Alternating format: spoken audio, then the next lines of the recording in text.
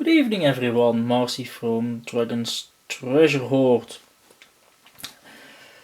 Okay, we got some mostly British made blue china, with the exception of one cup in the back, which I will get into detail on later.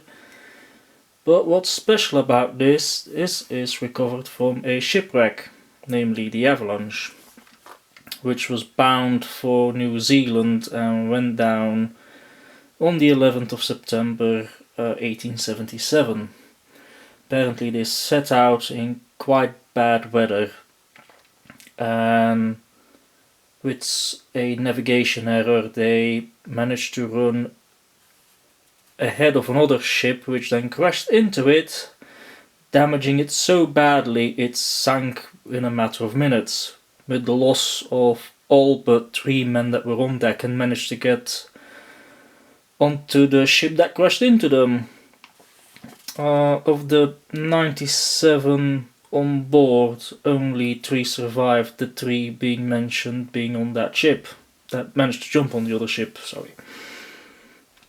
The ship that crashed into it, the American Forest or Forest Queen, there's 2 sources on that name, we'll just call it the Forest for now, was severely damaged, was going down and the captain decided to abandon ship. 3 lifeboats set out, but only one of the boats managed to get ashore the next day. That was the boat carrying the 3 survivors of the Avalanche. Well, they got lucky, they sank twice in one night, but still managed to make it out. Apparently the captain that was in the surviving lifeboat took the advice of the 3 men, which were local to the coast, and told him to wait out until it was day to go ashore and not try to land during the night. The 2 other lifeboats assumingly tried to go on shore during the bad weather in the dark at night and must have been swamped, crashed into rocks, into the coast. Who's gonna know, but like they didn't make it. So of the Forest, which was carrying 29 crew, only 9 survived in that surviving rowboat, together with the 3 survivors from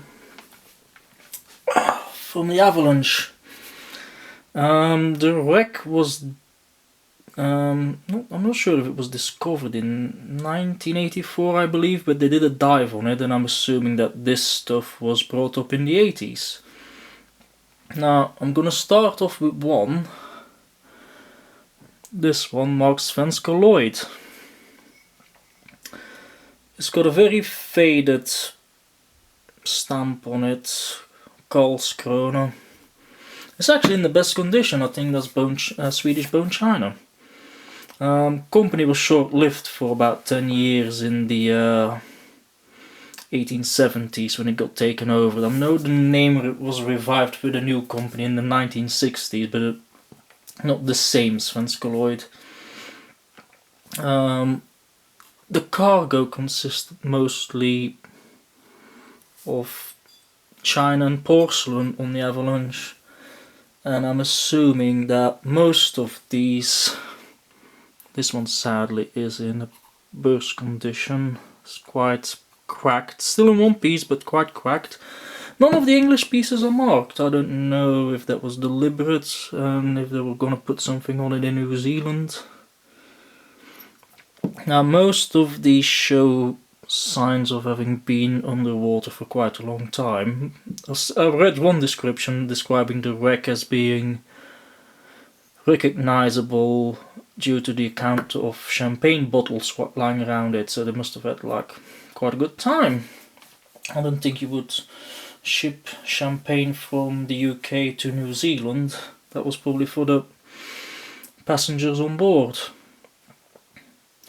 Now, the only thing that I would imagine would be for the passengers. I would like to imagine this one. It's not marked, but it stands out from all the rest.